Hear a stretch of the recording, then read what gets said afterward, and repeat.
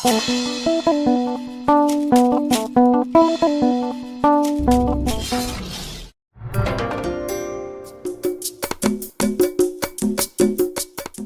communes d'Ifani et Alada ont accueilli les 12 et 18 janvier 2023 une séance de sensibilisation au profit des leaders religieux des dites communes. Objectif de ces séances, informer davantage ces leaders sur les causes et conséquences du mariage précoce des filles. À travers les séances de causerie débat, respectivement dirigées par les acteurs de mise en œuvre du projet dans les départements du Plateau et de l'Atlantique, les leaders religieux ayant effectué le déplacement ont fait un état des lieux de la situation d'abandon des classes par les filles, mais surtout des raisons qui expliquent cet état de choses. Dans certaines familles, la fille n'est pas héritière.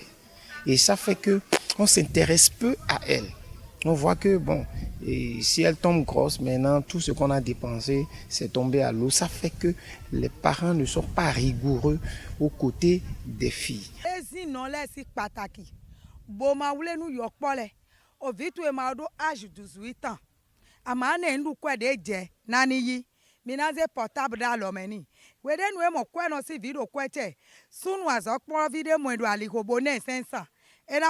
Nombre de parents n'ont pas encore compris, n'est-ce pas, quel est véritablement leur rôle dans l'éducation, dans le suivi, n'est-ce pas, de leurs enfants, de leur progéniture.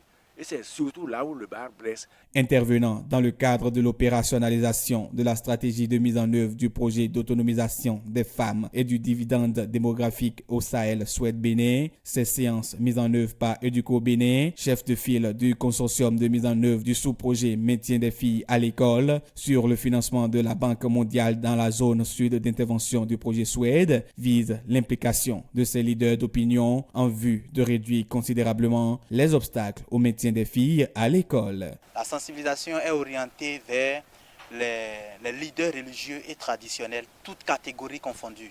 Ils ont été appelés à élaborer des stratégies pouvant permettre d'améliorer le taux de rétention des filles à l'école. On ne va pas s'intéresser seulement à la prédication du royaume des cieux, du péché et tout ça. Nous allons nous intéresser à mettre en place des thèmes qui vont concerner ce volet que nous sommes en train d'étudier aujourd'hui. Je veux dire le maintien des filles à nos centres de formation, surtout à l'école. Donner le pouvoir aux parents de pouvoir réellement intervenir dans la vie de l'enfant, de pouvoir cadrer sa vie pour l'équilibrer est très important.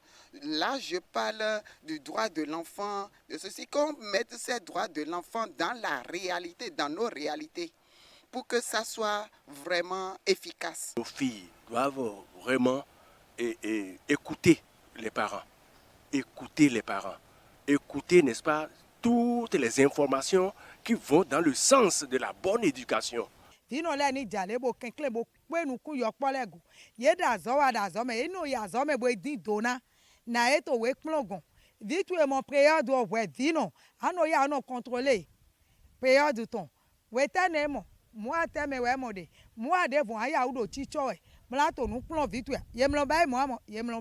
Constituant de par leur position de leader d'opinion, des acteurs clés de conscientisation et de persuasion des parents dans les communautés, c'est de bonne guerre que les comités de veille des différentes communes encouragent l'initiative. Ils sont des éclaireurs de la société. Donc, quand ils parlent, leur parole est prise en compte. Donc c'est pourquoi je trouve que c'est bien indiqué, c'est bien recommandé d'avoir choisi ces leaders. Au vu de la qualité des échanges, une mise en application des différentes résolutions est attendue par l'ONG Educo et ses partenaires pour l'atteinte des objectifs. Le projet a prévu que chaque groupe de leaders religieux établisse un plan d'action. Donc si nous avons un message, c'est de demander un engagement ferme et sérieux de la part de ces leaders afin que le plan d'action qu'ils auront eux-mêmes tracé soit traduit dans les faits et dans les sensibilisations au niveau des écoles dans la commune d'Ifani. Ces séances de sensibilisation ont également eu lieu dans les autres départements d'intervention du sous-projet avec les ONG du consortium que sont Aldip intervenant dans le Zou, Seradid dans le Mono, Graib dans le Koufo, Sipcré dans l'Ouémé et Assovi dans le littoral. Stronger Together.